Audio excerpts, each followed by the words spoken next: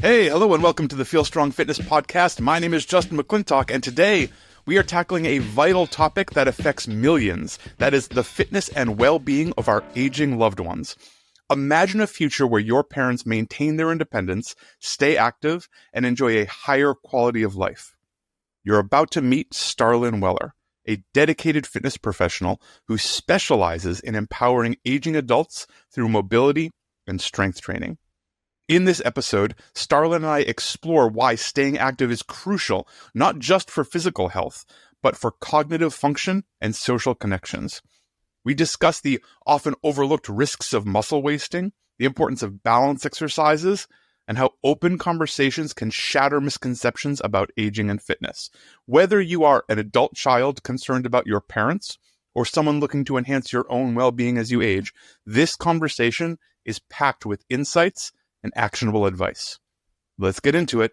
Starlyn Weller is on the Feel Strong Podcast. Starlyn Weller, welcome to the Feel Strong Podcast. Thanks for having me. Absolutely. I'm excited to have you on. I feel like this has been a long time coming. I'm not going to lie. I'm actually really excited. There was part of me that's always wanted to be on your podcast, but I didn't know what I wanted to say exactly. I have evolved over time to a very specific clientele. And now I feel I have a much more powerful message to send out. First of all, what a huge compliment, having the idea that you would always want to be on the podcast. But that evolution was part of kind of like the tipping point of inviting you on. Not like we try not to have a velvet rope. I try and have a relatively open door. But it's also been obvious to me, this evolution that you've made in leaning really strongly into kind of your quote unquote niche. For people out there who don't know you, let's dig right into it. Starlyn, what do you do? Well, what I do is I help the aging adult, the elderly. I don't call them elderly. I call them vintage. They seem to like that way better. They don't like to be called old unless it's a grumpy old man. And he's like, I'm just a grumpy old man. But what I want to do is to service. I help the aging adult make sure that they can get up off the floor, that they're not stuck there, hoping that someone comes by and rescues them. And the aging adult, the elderly, seems to be one of the most underserved community out there in our fitness world. And I want to be that. First of all, I think that's incredibly cool. Second of all, digging into that a little bit more before I want to double back and talk about how you do all of this, because I think that's really important. Another thing that's jumped out in the way that you talk about this live and in your social media is you're talking about helping these vintage adults, but you're also talking about helping your parents. So you're talking to people who are not those vintage adults, but maybe a little more online, maybe more likely to come across an Instagram post, things like that, and highlighting, hey, I know you're fine. I need to talk to your parents. So would you like me to talk more specifically about what I'm doing on social media for that? What was the inspiration? What led you to working with these people? I've been through the Active Life professional program, and my mentor had mentioned, hey, it seems that you might have a heart for the elderly. We have this longevity course. Would you be interested in it? At the time, some traumatic things were happening medically in my family, especially with my younger daughter. And we were going through a bunch of changes. But I was like, yes, okay, I'll do it. And right away, within a couple of weeks, I got my first vintage client, Miss Lorena, who was 81 years old at the time. One of the longevity tests that we did was the sit to stand. And she needed to be able to do it 5 times. She was unable to do that. She could not even do it once without holding on to her daughter and to me. And it just clicked that this woman who likes to go to church, who has to get up and out of a pew, cannot do it. Church was a social aspect for her, and she was no longer going because of that. I can give that back to her. And what I noticed when it comes to the elderly is that you can have such a huge impact on their life with very, I don't want to say minimal work, because that's not true. There's a lot of work that goes into building a program for them, into testing, into assessment, into reassessment. and they're putting in a lot of work. But for you and I to get out of a chair, it's very, very, very simple. For them, it's super complicated. And I can have such a huge impact for them than I can with an athlete who is coming back to sport. And that's how I chose where I wanted to be. First of all, exactly right. I completely agree. I think that aspect of training for people who are older, have mobility issues, movement restrictions, even like people who have had significant chronic pain gets overlooked because people, especially younger or less experienced coaches, make a bunch of assumptions, right? Someone comes in and they're like, I just want to be strong. I want to feel like, the athlete I was in high school, and I want to take 30 seconds off my mile. Great. And they start building this back squat and plyometrics and all these other things. And they haven't asked the question, hey, can you get out of a chair under your own power? And if you find out the answer is no, that will freeze a lot of coaches because that's not where they live. They live with, healthy, capable, relatively fit, relatively, fine people who want to get a little bit more fit and a little bit healthier. These are people who the population you're describing have really significant restrictions, and solving those is going to make a huge impact on their life. But it's more technical and more nuanced and more complicated than people give it credit for. Oh, you can't get out of a chair. Okay, well, what the hell are the steps of getting out of a chair? How do I assess if we're strong enough to even try getting out of a chair without getting hurt? Like, what does that checklist look like? And suddenly you have this whole other world of assessment and work and motor control and, quote unquote strength and conditioning that I think a lot of people gloss over because it just gets piled in with assumptions they make about people. Exactly. I could not have articulated that better. I think when it came to my background, a lot of us, or that's assuming a lot, but I came out of the CrossFit community. And the CrossFit community is like, everything is scalable for everyone. Well, grandma can't get out of a chair. How do you plan on scaling this for her? How do you make this better to where she can get better? And that's where I found myself is, do I get my CrossFit level 3 or do I join the ALP program? Do I start solving actual issues for where I want to be?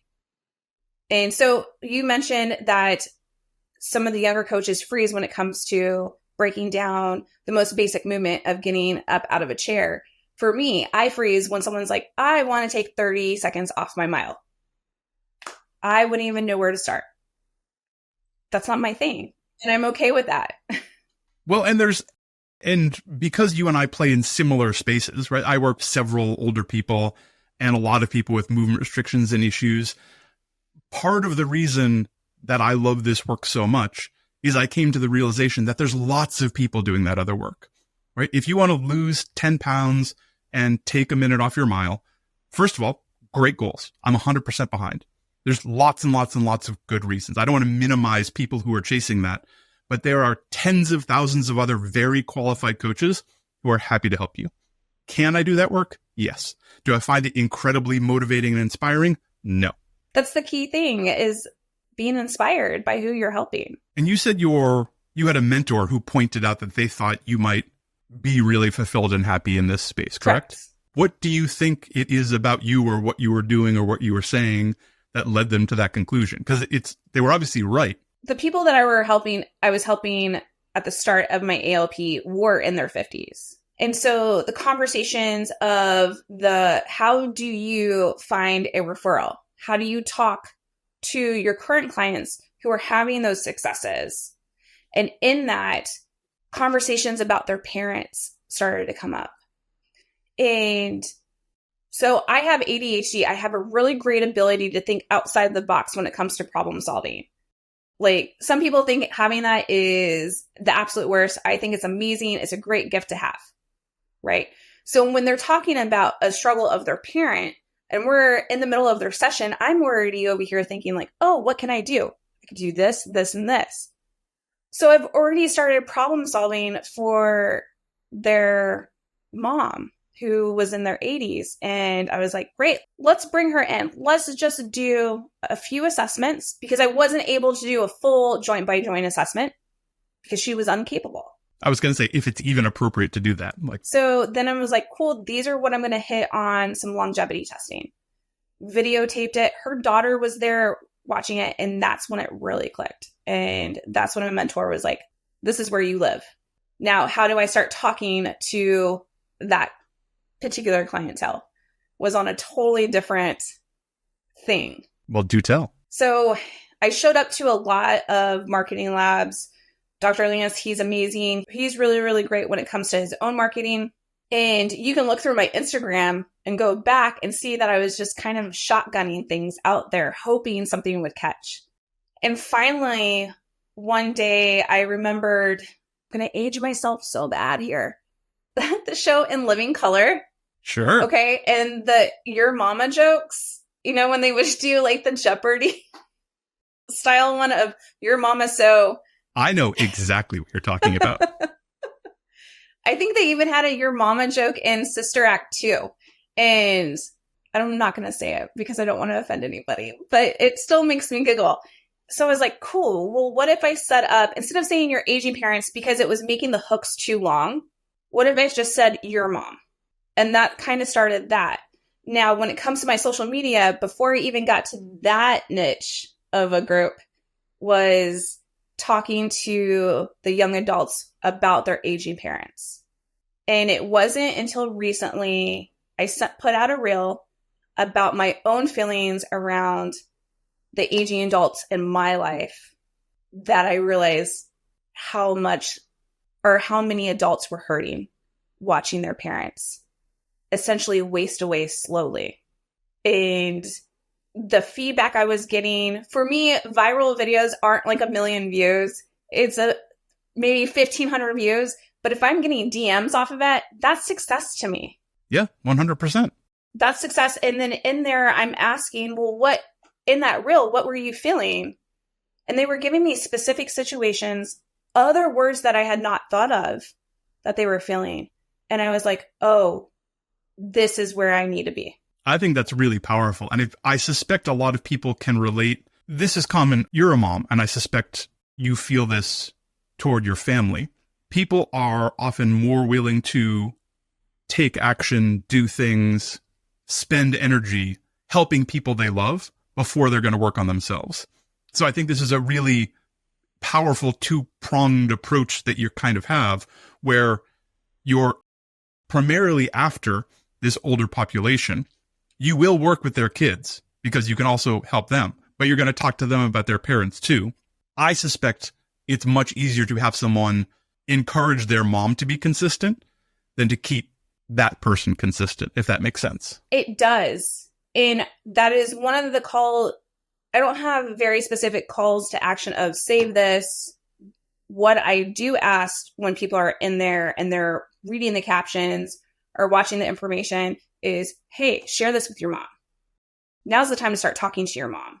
A recent reel was about if your mom can't get off the floor, that's what she needs to be specifically training for. So part of that in the caption was like, you need to start having that conversation with your mom now.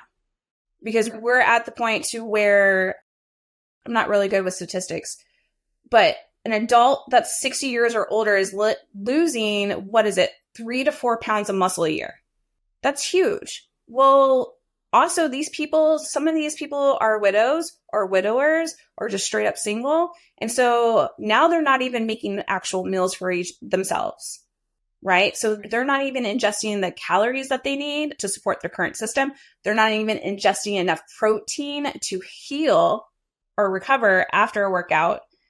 And so there ends up this sarcopenia, which is muscle wasting, which is just it's just this imbalance that happens of, oh no, like my body cannot recoup and heal and grow that muscle. Now I'm just end up with a huge muscle deficit. Those are the people who can't get off the floor. Those are the people who can't get out of their chair. Those are the people who stop navigating the airports to come and visit you and your family because they can't stay upright. We have parents who can't stand there long enough to wash dishes without having to sit down because of muscle wasting. That's crazy.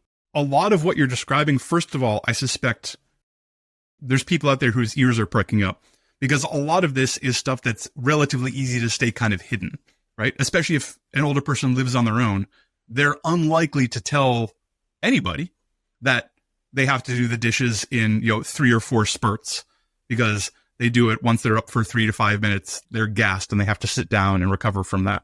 So you may not realize it's happening. It's also not inevitable. Right. Right? Like, is wear and tear inevitable? Yes. Where no one's as good at 80 as they were at 20. You don't bounce as high. You don't recover as fast. The long nights out just take forever to recover from. That's fine. But muscle wasting and weakness and not being able to get off the floor, get out of a chair is not inevitable. I think that's part of the answer to kind of the natural question, which is, why do people in their 60s, 70s need to work out? Like, they're not going to put on a ton of muscle. They don't want to look like amazing athletes. They're not trying to do amazing feats. Isn't it better and safer to let them just sit on their couch and watch their programs and be happy? I don't think it's safer. I think it's safer to have them out in a community, talking to people, being able to walk that, being able to at least lift, 20% of their body weight off the floor, right? Like, they should be able to pick up their groceries. I have a current client who her main goal is to be able to pick up her 29-pound dog and put him into the truck so that they can go for walks. She can't do that right now. She wants to take this dog on a trail and have a good time, but she needs to be able to pick up her older dog. Well, let's train for that. And what you're describing is the choice of independence, right? And independence is more than, do I need to be put in an assisted living home or not, right? Now, which is also, by the way, part of the reason that a lot of this stuff stays hidden. No one wants to tell you that it's, I have to hang on to the towel that's attached to the towel rack and it's a 3-part process to get off the toilet. Because if I tell you that, you're going to get worried and put me in a nursing home. So I'm never going to tell you that. But smaller losses, and I want to double back to something you mentioned, not being able to be social, not being able to be part of their community, whatever that community is, whether it's church or pickleball or just, walking the dog in the park, all of these things are really, really important and have been shown to be closely linked to kind of all-cause mortality. People who lose their social circle die faster. Right. Well, that also has an impact on their cognitive health. And right now, cognitive health is kind of out in the mainstream just because what's happening in our amazing American election cycle. That doesn't mean I don't care who anybody votes for, just be informed. Period. That. Anywho, but when you isolate an older adult and they're not moving, what happens cognitively is that goes down exponentially. And if you want to combat that, if you don't want that for your parents, then you have to also be involved with helping getting them out. Start paying attention to certain things of, are they holding on to the counter a little bit more? Are they tripping a little bit more? Or are they losing their train of thought a little bit more? These are all signs that, hey, I need to help my parent. I need to have the conversation with them about strength training. I need to go out and find someone who can help them with the specific longevity testing or in training, and that can meet my parent, my mom, my dad, exactly where they're at. And a lot of trainers don't have the time to sit there on a discovery call for 2 hours because older people don't understand, hey, this is just a discovery call, 15 minutes, just a quick conversation before we have a consult. They kind of want to lay out everything. So for me, when I have calls with people or calls with parents, I literally block out 2 hours of time. I already know this is going to turn into something else. And I'm not going to try to get them off the phone super quickly because things will just pop up. I think in the last discovery call I had with somebody, they were crying by the end of it. I wasn't going out of my way to make them cry. There was just things that were popping up. And I'm not going to end a phone conversation with them. I feel like I just trailed off, but I think what I'm trying to say is that it's a very specific trainer who has the time to meet those people where they're at.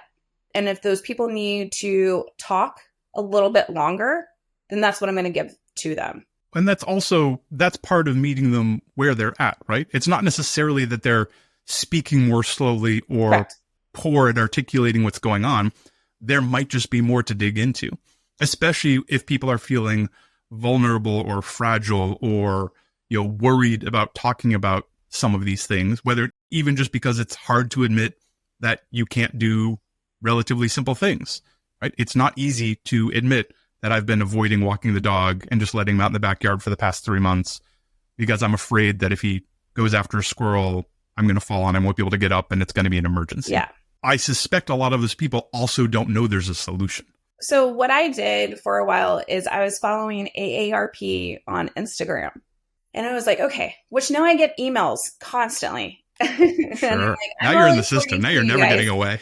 So what I was finding out is they were handing out some of the most basic information, which was like, go for a walk. Yes, I think walking is super powerful. I even have a walking pad for my desk. Okay. It's the lowest barrier of entry. But there was no push towards, hey, here's a group of coaches that really like to work with older adults. Strength training is where it's at. This is the muscle mass you're losing. You are going to fall if you are not building or maintaining your muscle mass and working your balance. So I was like, ooh, this is not where it's at. If this is all the information that people are getting from AARP, what help is that to that generation? It's garbage. Now watch, AARP is going to come after me. Like, why did you call us garbage? What you're describing is it's kind of like the nutrition guidelines from the USDA, right? Nothing they're saying is wrong, but this isn't enough and it's not presented in a way that people can actually apply it. And almost everyone needs more than what you're describing. Why can't we do more? And there's lots of policy and communication. There's a billion reasons behind it, some of which are very reasonable. How do you go about breaking the beliefs, either with potential clients or their kids, that strength training is something that these people need? They need more than, depending on the person, they might need more than walking. Is walking great? Yes, walking's great. That maybe walking is too advanced. Maybe walking isn't enough. Oh, true. Well, I feel like you just gave me an Instagram reel idea. So thank you. What I'm trying to work on when it comes to the social media aspect, or when I'm having conversations in person with people, is not being soft on my language when it comes around to these things. The example was just earlier, like, if we are not working or building muscle, if we are not working balance, you will fall. It's only a matter of time. Okay. I think there was a statistic of 30% of older adults fall each year. Okay. And that's from the CDC. Okay. And that's reported falls. That's reported falls. And so right now the statistics is 1 in 4 actually report falling. You will fall if we're not working this. So instead of saying, hey, if we're not working this, you might fall. No, you will. How are you going to be able to recover? How are you going to be able to get off the floor? How are you going to be able to get to the phone to call for help if you did break something? All these are important. And I think when we, beat around the bush because we don't want to hurt someone's feelings, what ends up happening is that they don't take it serious. I have an example of that in my life. Nobody wants to talk to this person about this person's lack of movement. Everyone's like, oh, well, I don't want to hurt that person's feelings. Fuck her feelings. You're letting her die in front of you slowly. You are participating in that. So I was like, hey, I talked to the person. I was like, I'm going to do an assessment on you in 2 weeks when I get there. Not only am I going to do my assessment, but then you're going to babysit my kids for 3 days while I go to Vegas with friends. So this is the package you're getting. But it was we have to stop having soft language around our parents. I want my parents around, period. I love them. I want them a part of my kid's life. I want them standing at the wedding. I want them to participate in the dancing afterwards. I want to take my own parents to Vegas. Let's all get a party bus. But instead, I have a parent who has to use a wheelchair at the airport because she can't walk the airport, which is a totally other level of stuff. I feel like I just ranted. My apologies for ranting about my family members. That was wonderful. No apologies needed. And I suspect what you just said is resonating with a bunch of people out there. I feel like the next natural thing is, all right, Starlyn, I guess I have to go have a conversation with my mom.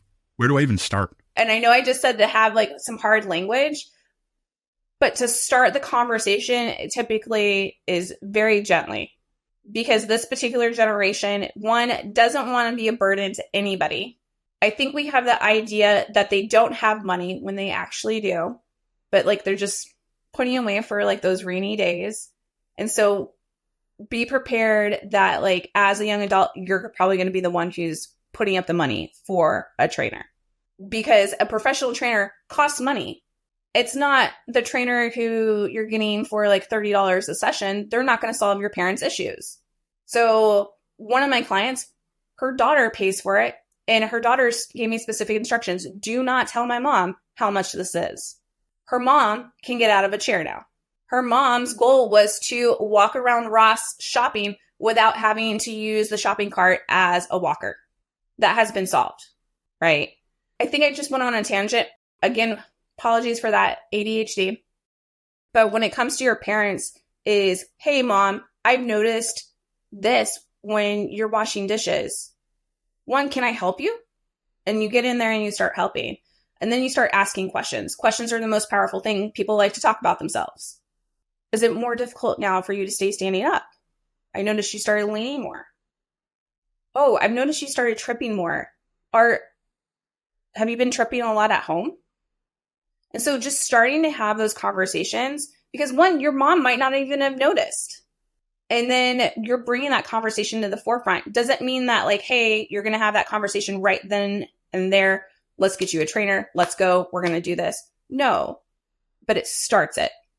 And then you can start having more conversations. And then you can start sharing some more of that social media stuff that you're seeing. Things that they can actually start using at home now without paying for the trainer. Right? Like I just did 3 exercises that your mom can be doing at home in her kitchen to start working on her balance. That's free. Take it. Have your mom do it while like in between making meals. I don't know, but that's free. Start using it. You're talking about kind of nudging the door open and starting to have these conversations about movement, balance, stability, safety, strength, energy, all that stuff. Not necessarily, it doesn't start with an intervention. Right. Don't do that. Mom, I've noticed you've been tired. I noticed you don't have energy. You're tripping. You're clumsy. I don't know what's going on, but we have to do something about it today. I'm sure there's a small segment of the population that would respond to that, but most people, I feel like, would probably get, at least a little defensive. You're talking about beginning to have discussions like, oh, how is this? How has this been feeling? Has this been happening more often? Is that a thing? Oh, okay. I've seen some things about it. I'm going to share some stuff with you that I think is going to be useful. Right, and help with 100%. That. It's easier for me to have hard language with other people's parents and with the social media world because I don't have to live with them. Just straight up. 100%. I was just going to lead into that. People can let you have those conversations. Right. They don't have to be the one to say, hey, if you don't sort this, the next time you fall, which is definitely going to happen in the next 18 months, that could be the end of you living in your own house. Yeah.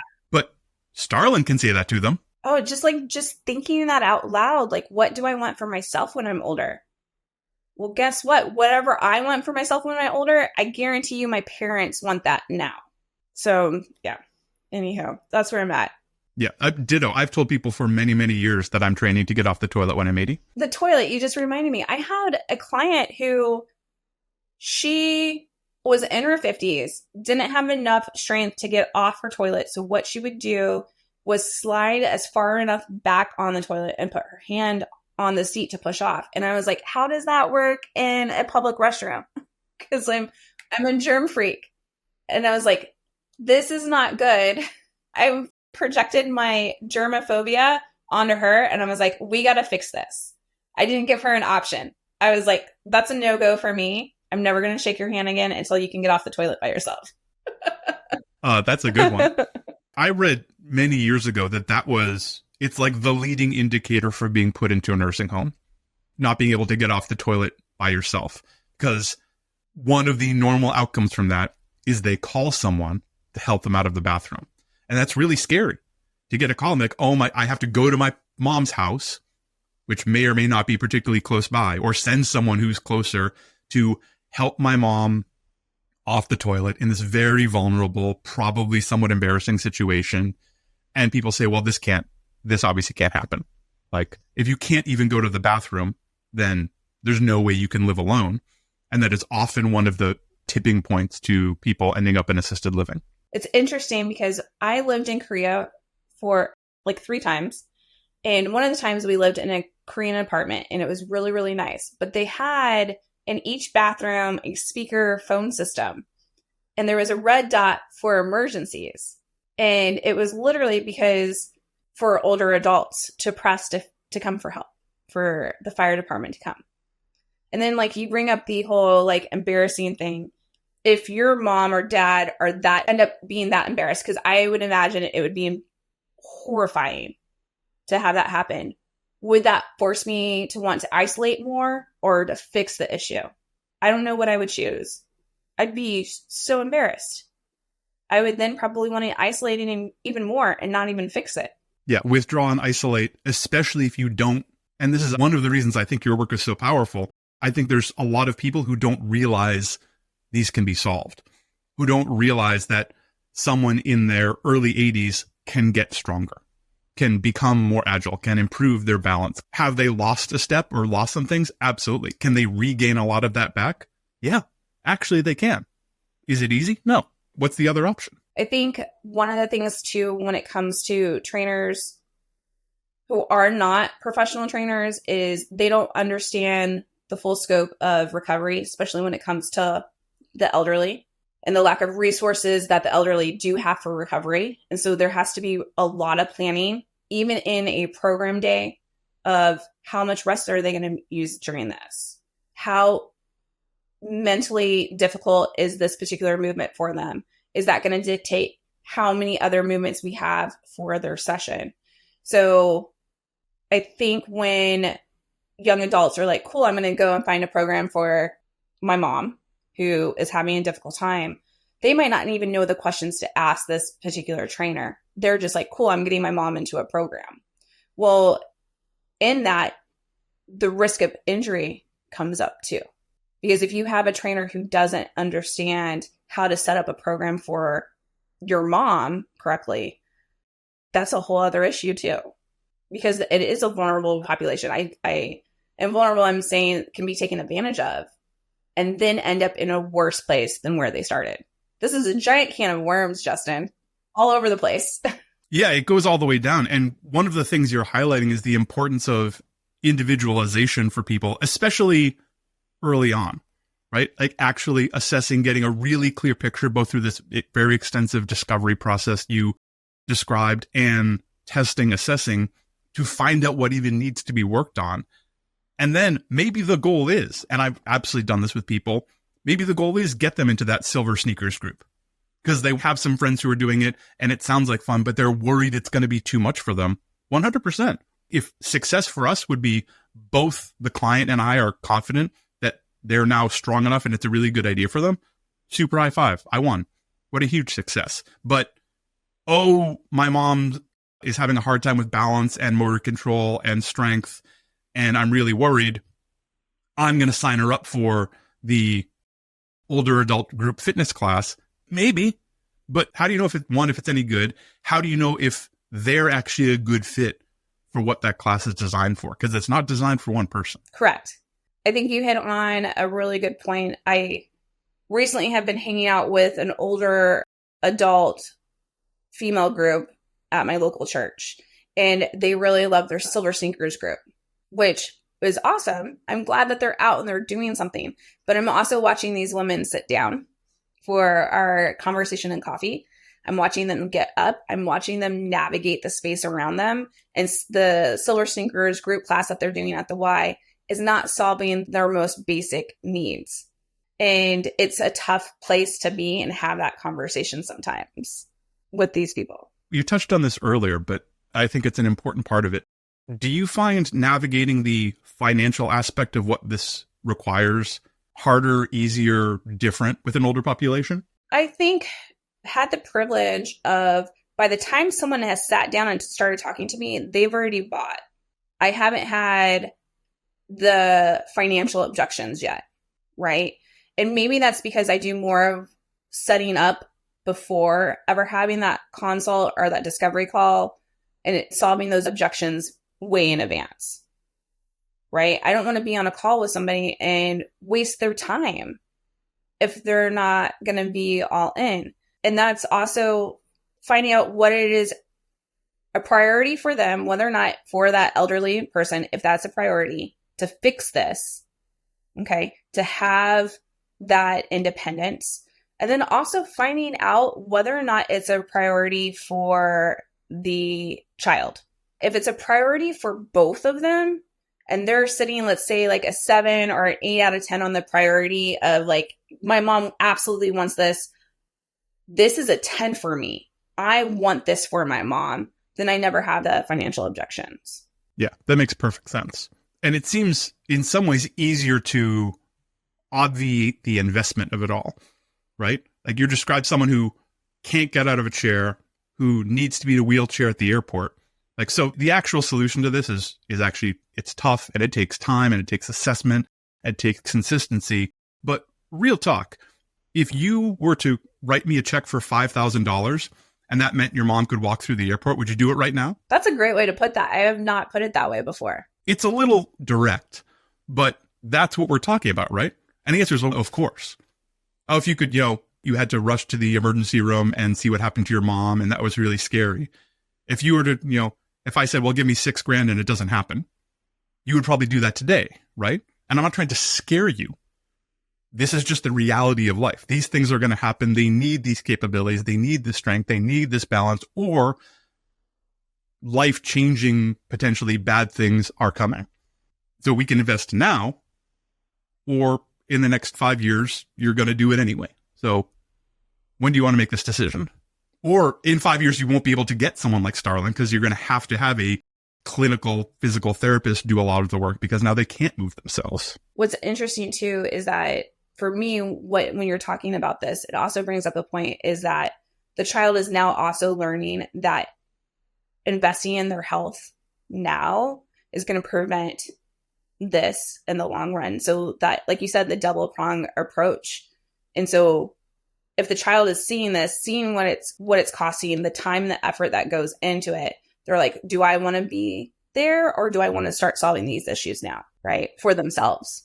Have you found that this kind of work is lighting a fire under the younger generation? I think for at least in my own family, when it comes to my spouse, he has, since I've started active life, right before that, he started taking his health even more seriously. And I don't know if it has anything to do with like what I've been doing. Again, I've been in the CrossFit community world since like December of 2012. And it wasn't until the last 2.5, 3 years that my husband was like, cool, I'm going to do this. My father-in-law started it in CrossFit in 2014 after having a conversation with him of saying, hey, like, I want you around.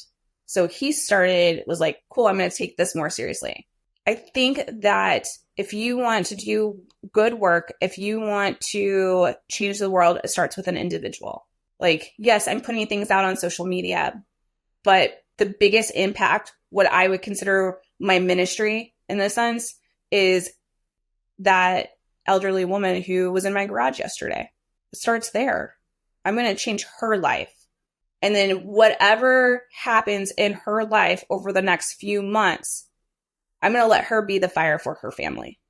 I'm not going out of my way to light the fire in the child or any of the other family members. My job is to focus on this one person and let her be the light. Let her lead the way. Let that aging dad lead the way for his family and saying, hey, this is not where it stops. I get to keep changing my life. I get to keep learning. I get to keep getting stronger. And you are fucking going to do it too. Let's go. Like, let the elderly population lead their families. Was that too much? Not at all. I got chills. That was awesome. I don't think I can top that. I think it was great. Do you have many objections when it comes to the elderly that you work with? No, never. Why? I think the same thing. By the time we're having a serious conversation about working together, we're both very clear that they're a good fit. I have no interest of going through a really deep consult. And once we get to like the consult, I'm in full problem solving coach mode. Business Justin has taken care of things earlier and is moving on with other stuff. I'm only listening deeply, trying to construct solutions, trying to find ways that this works exactly in their life. I have no interest in like, oh, well, I think you need this 3 times a week, but you only want to come once a week and maybe we can work out a payment. No, we're doing this 3 times a week. We talked about this already. Now, what that's going to look like and how it's going to change day to day, week to week based on your recovery and your capabilities and what else is happening, that's a living, breathing, organism. And that's where all of the professional coaching comes in. But by the time we get there, we both know that it's a really good fit. And then it's just details. And once in a while, there's like a payment plan thing, but it's only, I can pay you twice a month instead of every month. When it comes to the financial stuff, I am bendable. When it comes to like having like an occasional payment plan, things like that, because I think what I have and what I do is so valuable and so life-changing for somebody that I would be an asshole not to share it or figure out how to share it. Does that be valuing like what I'm doing? No, I'm still charging the same price. I was just going to say that. Like, you're not talking about, when you say you're bendable, it's not a sliding scale. It's like, no, every session costs at least this big dollar amount. However, there's lots of ways you can pay for this. And some people do it. I have a client who strongly prefers paying as much as possible, as early as possible. If she could pay for the year, she would. I will not let her. But we do it in big, multi-month chunks because she only writes paper checks. She's very happy to do it this way. That's how she works. Clients who are like, I'm only writing a check. I'm like, okay. 100%. Checks totally work. I'm fine with that. I know how to deposit the money. But you're talking about being flexible with how and when we get paid, certainly ahead of any, sessions being serviced or things like that, as opposed to, no, I sell a 12-week program, you buy a 12-week program, because that's not how one-on-one work actually functions. And quite honestly, the reason why I chose to be more bendable in that is, I don't know if you're going to agree with this, but I don't have a set program for the individual until maybe the 2nd or the 3rd week of us working together. And the reason why is, an example was yesterday was, cool, I've seen her get up off the floor. There are some struggles here, but now I want to spend a lot of time videotaping some of the more basic things that she does every day. Like, I know we're going to work on a squat pattern today. So we, did her step ups. We did her lateral step ups. We did a little bit of pressing. And then I was like, cool, well, I want this all videotaped. And now I'm watching the video and I'm breaking down last night. Oh, we're struggling here. Because in the joint by joint assessment, things might have been okay and she might not have been in pain. But I'm watching this video and I'm like, that's not okay.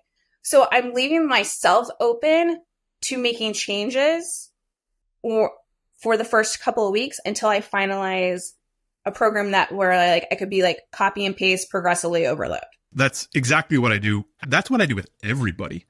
I don't videotape everyone sitting and standing and things like that. I think that video analysis part is really powerful.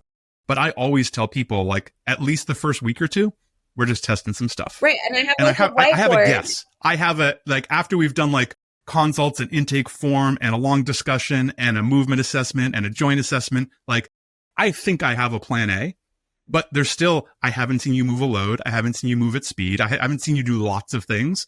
So we need to test this. So I always say, like, the first, usually it's like 2 weeks, 10 days kind of work, may or may not look anything like the program you're going to get into.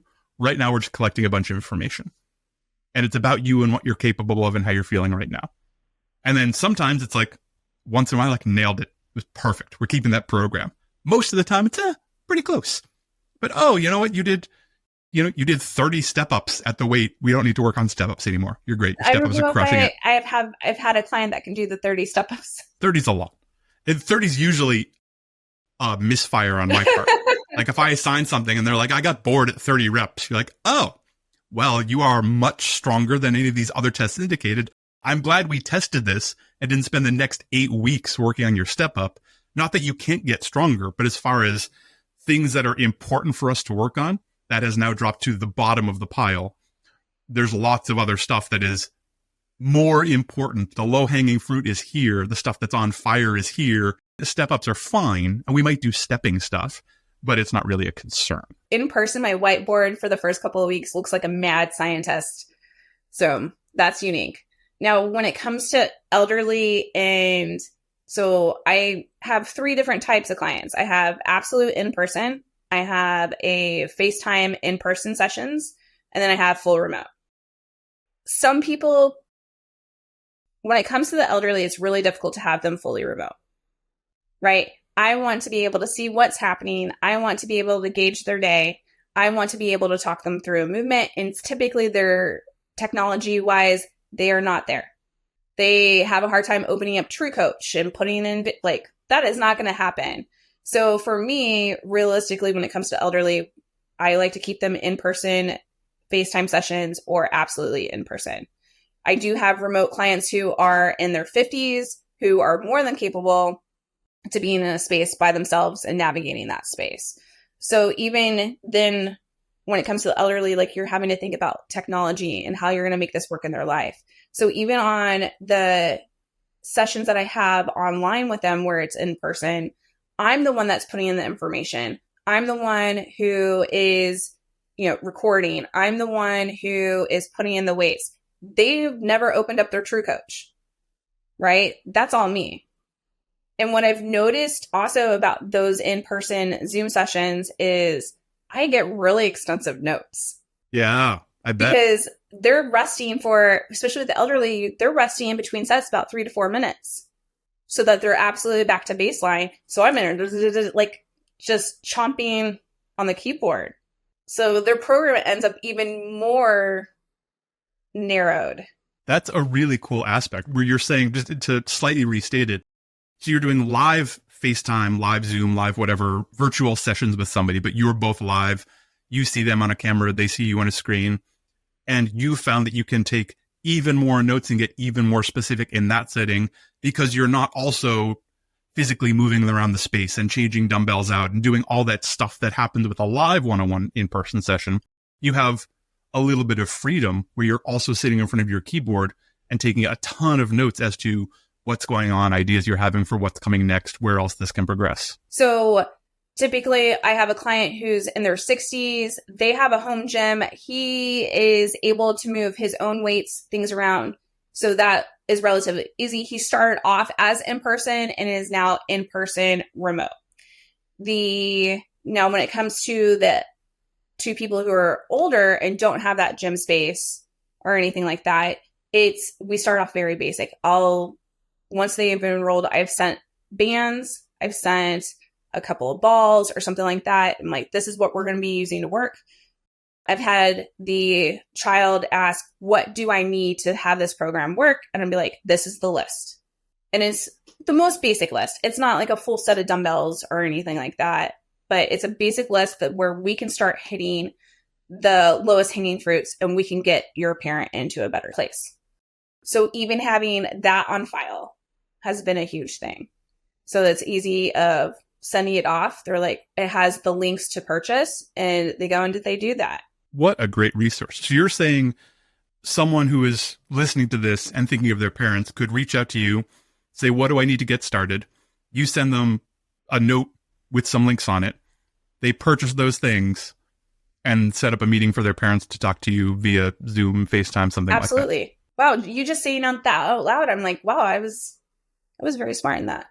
Let's tell people how to do that, because there's people who want to do it right now. So tell people, I don't think we covered it. Tell people where you're located in the world, and then how do they find you, get in touch with you if they are not located in your area? So I have just recently moved to Fort Wayne, Indiana. That's where I'm at. You can find me on Instagram. It's Tarbo21 on Instagram. STARBO21? Yes. Perfect. Is that the best way for people to reach out and get in touch with you? So for me, I do not have a website. I do not have a bunch of Linktree things. I have a Google form in the bio for you to apply your parent for coaching, or you can just message me, and we'll set up a conversation. I found out having so many things going on, I was like, ooh, we're going to have this, and this is where I'm going to live. And if people want me, this is where they're going to find me. Go to Instagram, press that one button, and get started. 100%. I love it. That's brilliant. Starlyn, this has been eye-opening and inspiring. Thank you so much for coming on the podcast. I really appreciate it. Thank you for having me, Justin.